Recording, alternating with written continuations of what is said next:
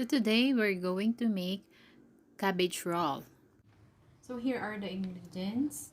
Of course, the Napa cabbage, 2 small potatoes, 2 small onion, 4 cloves of garlic, ground black pepper, salt, oyster sauce, soy sauce, half kilo ground pork. I washed it already and it is now draining its excess liquid. We will separate the leaves which is good and which is also not so good. So this one is a good leaf because we can use this as a wrapper. So this one is not so good leaf because we cannot use this as a wrapper. But this can be used later. Don't dispose this kind of leaf.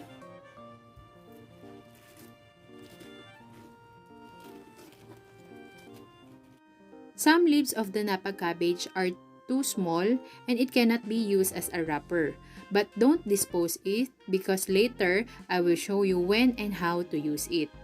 The leaves of the Napa cabbage, these are the good leaves which can be used as a wrapper. These are the not so good leaves. So I separated them as well as the leaves which are too small. Now we will wash them under running water. I washed this already. So this is the leaf which is not so good. So we will slice it like this.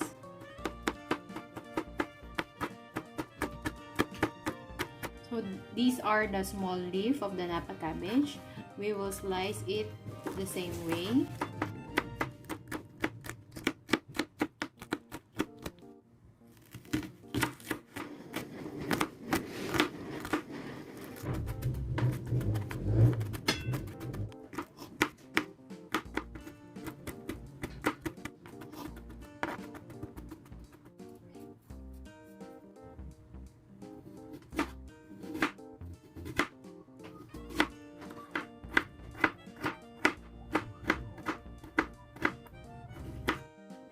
These are Napa cabbage leaves prepared and washed already. We are just waiting for our water to boil.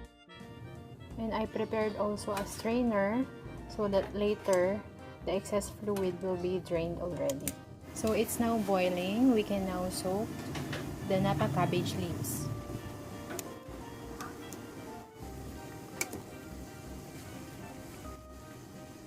So once the pan is hot already, you can put the 1.5 tablespoon of cooking oil.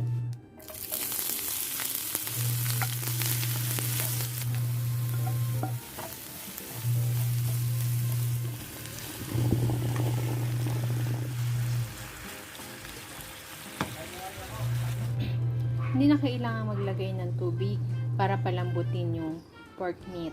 Kasi habang niluluto natin siya, lalabas yung kanyang katas.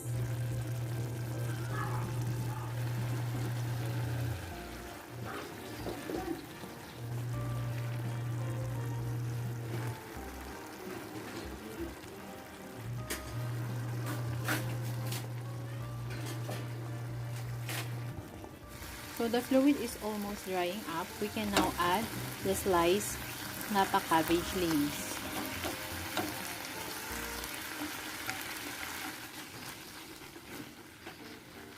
So I have here a cornstarch, breadcrumbs, 2 eggs.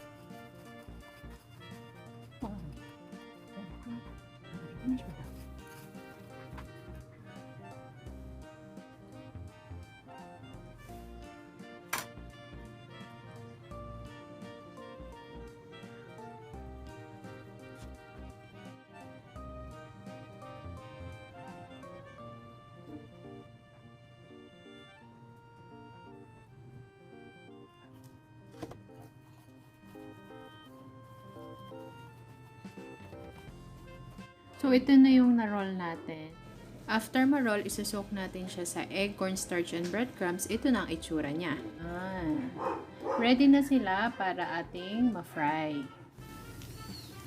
So, we are now frying it at a low fire para maiwasang masunog agad yung ating breadcrumbs para slow process ang cooking.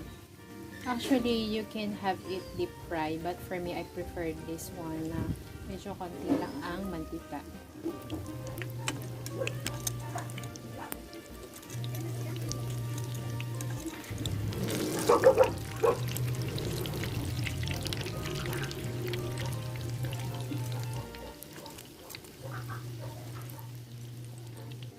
So, ito na ang ating finished product. So, syempre, hindi mawawala ang taste test. So, I want to try it into different dip sauce. The first one is the ketchup and the other one is vinegar with garlic and a bit of salt. So, let's try it. Let's try first this one.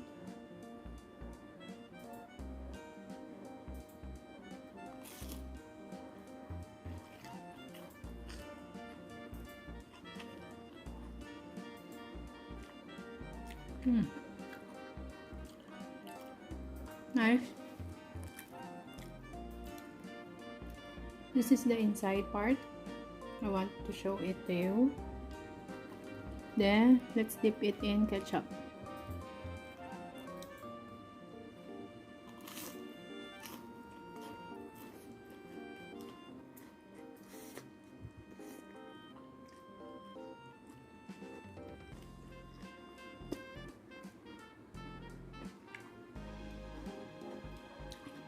So hot.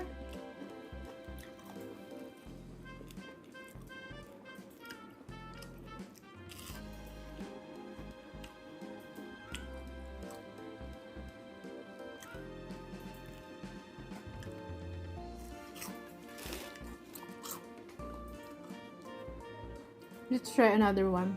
I suggest when you buy the Napa cabbage, please choose the big size Napa cabbage.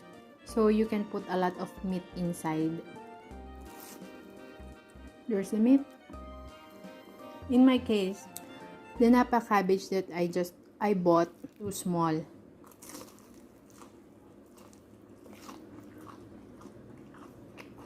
That's why I can only put half tablespoon of the meat. So the bigger size of Napa cabbage, better. So that's all for this video. Please don't forget to click the subscribe button and the notification bell to keep you updated. Thank you for watching.